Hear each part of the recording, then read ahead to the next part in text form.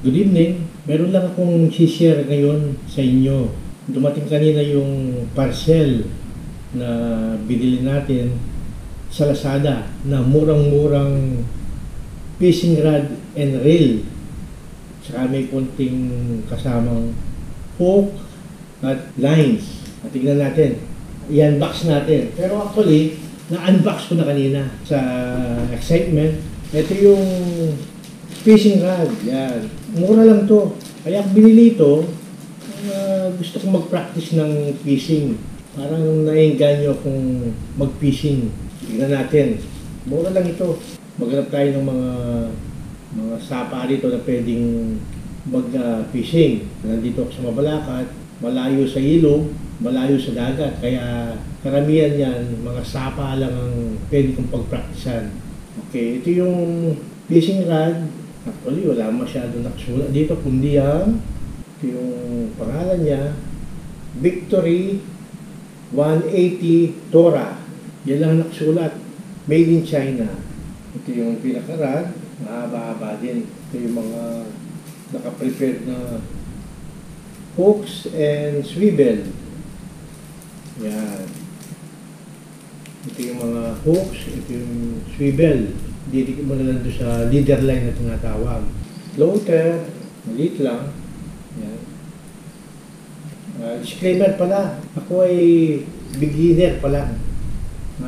Nakapag-fishing na rin doon sa dagat, yung traditional na ginagamit ng mga isda na mahabang nylon, lalagyan mo ng hook lang at pain, lulubog sa dagat. Yun, experience ko yun sa Palawan.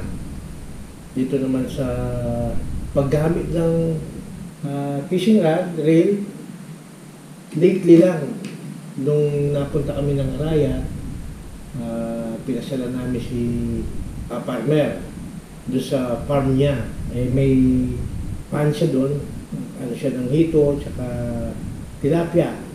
Doon, namingwit kami. Doon ako nainggan yung mag-fishing. Kaya binili ko ito munang mura dahil ang mga gamit din pang fishing ay may kamahalan. Yan, ito yung mga laman pa ng supot. Then, ito parang stopper ata ito. Ito ang hindi ko alam kung ano ito. Yan. Saka natin pag-aralan. Ito yung sinker na tinatawag papabigat. Yan ang laman. Okay lang, mura lang naman yan. Actually, 400 lang siya. 399 with, ano na yun, shipping fee. Ito yung ano niya, reel. Maliit lang. Okay naman ang ikot. Maliit lang. Ang nakasulat dito natin, medyo malabo na yung mata. DL200. Ayan, DL200, malamang ito yung sinasabi mga series. Magaan siya, parang laruan. Pero siguro, nasa paggamit naman siguro ito, temporary lang siguro. Pag nakaipon ng pambili ng rod. Kasi meron na akong reel. Ito yung reel na nandito sa bahay na hindi nagagamit, na halungkat ko. Nung nag-fishing kami kay Ka-Farmer, bigla ko naalala, may reel pala rito. Ito yung reel. Ito research ko ito. Hindi ko pa nagamit ito. Nakita ko lang dito sa bodega. Shimano Power Aero GT 7000. Na-research ko ito ng konti. Pang ano ata ito, pang power fishing o sinasabing pang offshore, pang dagat. Yung maglalaot sila, laot. Siguro mga malalaking isda ng pinanguhuli dito dahil mabigat siya eh. Subukan lang natin, subukan ko lang kung mag-i-enjoy. Rockin' Adventurer.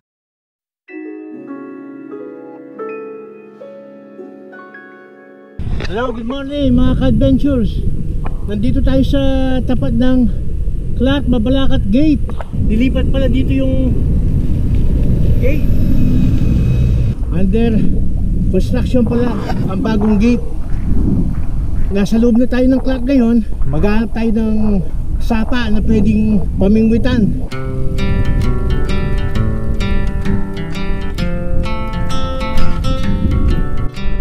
Ayan yung tulay oh.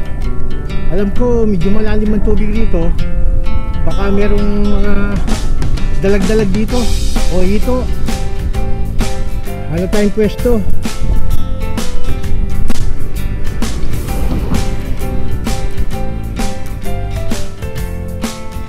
Lalim pala nito.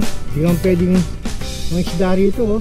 Banda dun pa yung malalim. Ayun, may mga ano, wild duck. Oh. Hanap tayong iba. Yan ang Clark. Ganda oh. Ayun ang bagong Sacobia Bridge. Yung kulay orange.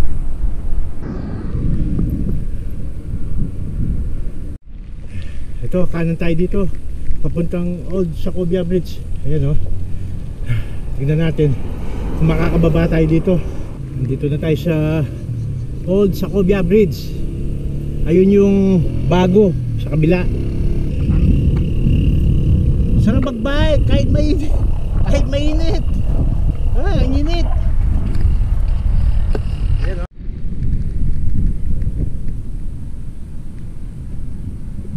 Ayan ang Sacobia River. Ayan ang Sacobia Bridge.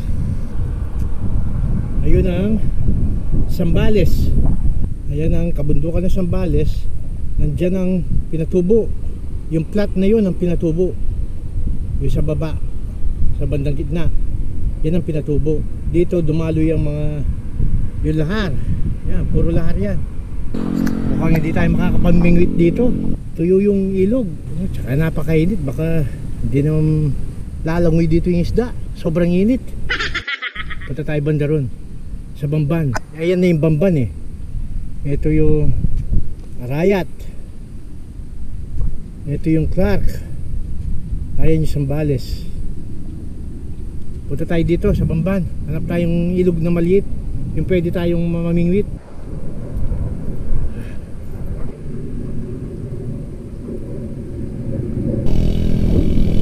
Ayun, ahon tayo dun. Papuntang Sacobia. Diyan tayo galing.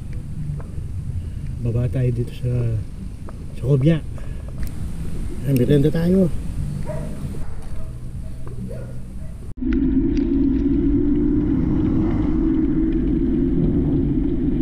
Lusong! Ito na yung Sacobia na sinasabing delikado, palusong. Ayan, mahaba-habang lusong ito. Kaya ingat dito. Marami na na-aksidente dito.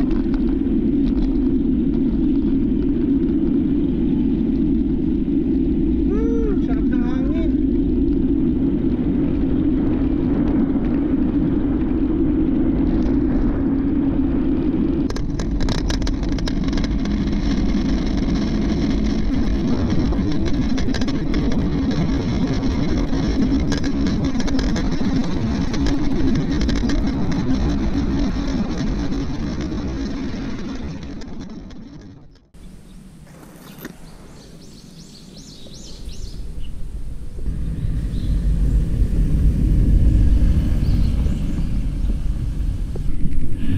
Subukan natin dito sa bat zone.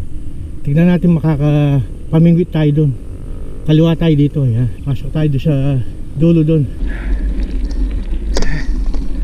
Captain po, ay morning. Opo.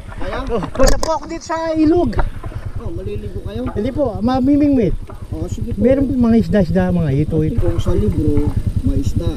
Oo. Di ba may, yung doon sa libro may isda? Drawing. Oh, may drawing. Sa tubig. Kaya ang ilong. Oo. Oh, sige po.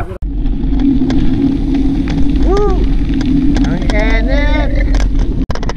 Kapatid natin mga Aita. Yan, mga Aita na. Ito yung village na ng mga kapatid nating kulot.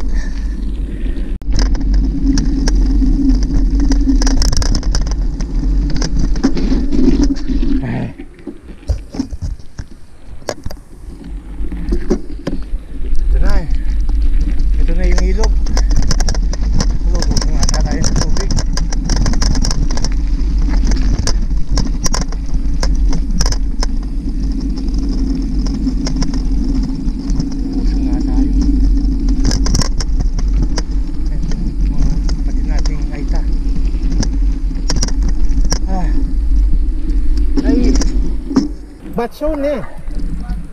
Bat zone to, no? No ka rin pwedeng mamadwas kayo eh. Ating nasang gana. Kaya. Lahat ng pinuntahan natin, puro walang isda. Mababawaw yung tubig. Tara.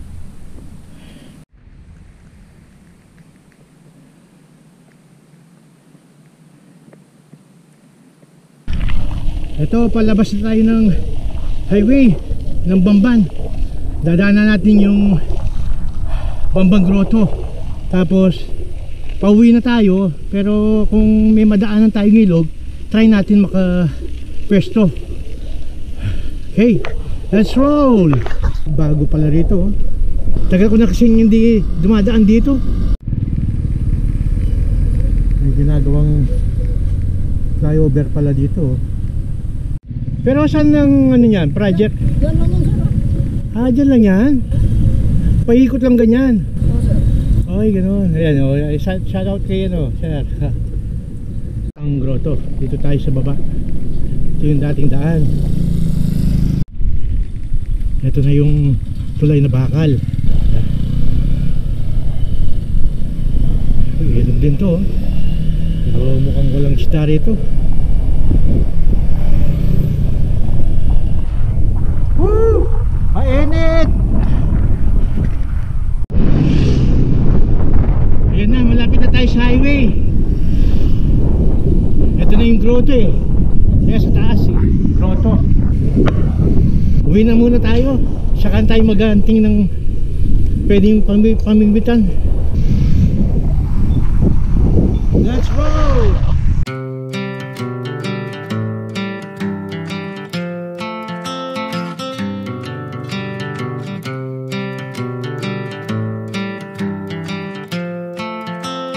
Salamat sa panonood. Huwag sanang kalimutan mag-like and subscribe. Salamat!